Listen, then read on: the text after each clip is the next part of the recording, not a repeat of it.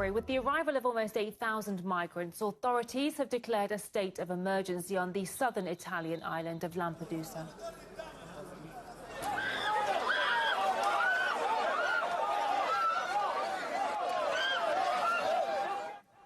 The island is situated between Sicily and North Africa and has a population of only 6,000 people. An Italian Red Cross official said that masses of refugees arrived on more than 100 vessels to Italy's southernmost point and that their 400-bed migrant centre has been overwhelmed. European countries have so far refused to help Italy with this migrant challenge that has now reached record limits. RT contributor Rachel Marsden brings us more.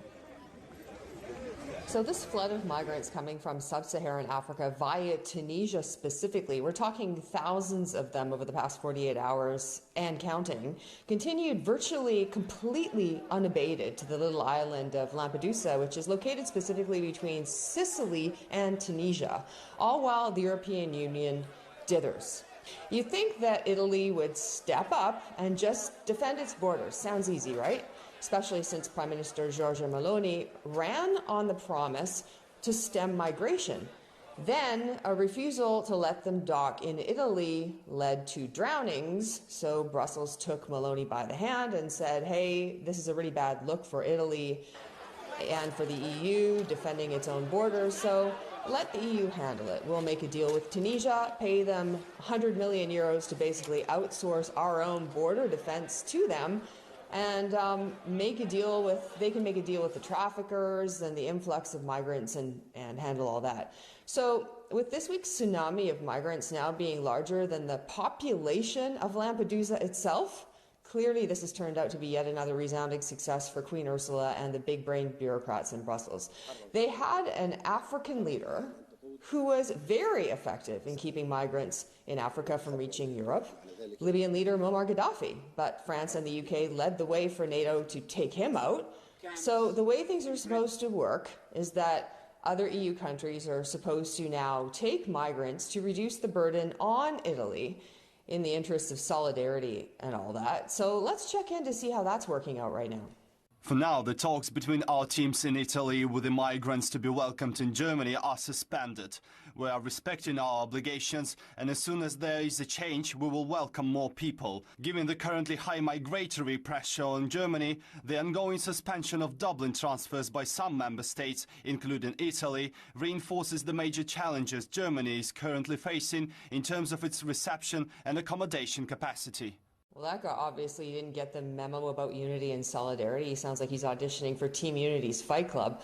Of course, as more unrest stirs up Africa as a result of failed counter-terrorism missions in the Sahel leading to coups and unrest, it strengthens migrants' case for refugee status in Europe. More of them seem to pretty much willing to roll the dice. Remember when Syria was a total mess as a result of that country being war-torn? Thank you, Western nations again.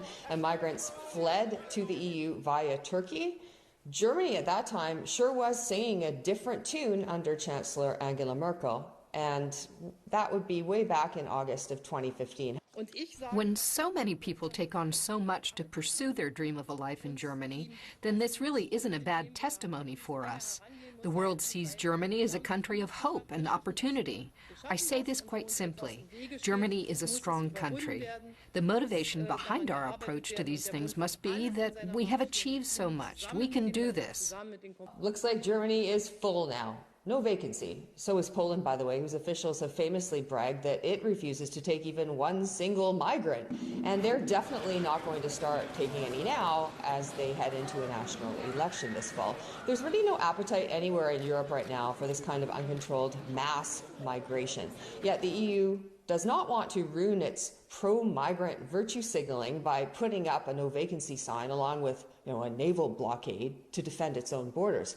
So instead it outsources the problem to countries close to its border, Turkey, Tunisia, pays them millions, and caught in the middle of all this are the migrants whose countries have to contend with the consequences of Western meddling, and Europeans also are having to deal with this. Their leaders wouldn't know effective policy if it mugged them in broad daylight. And European elites, meanwhile, wonder why voters all across Europe are moving even further right, Further than one time Mussolini praising Giorgia Meloni, who failed to stand her ground on this issue and is now seeing the disastrous result of outsourcing Italian sovereignty to Brussels. It's all just a big mystery to these European elites where this right-wing surge in Europe could possibly be coming from.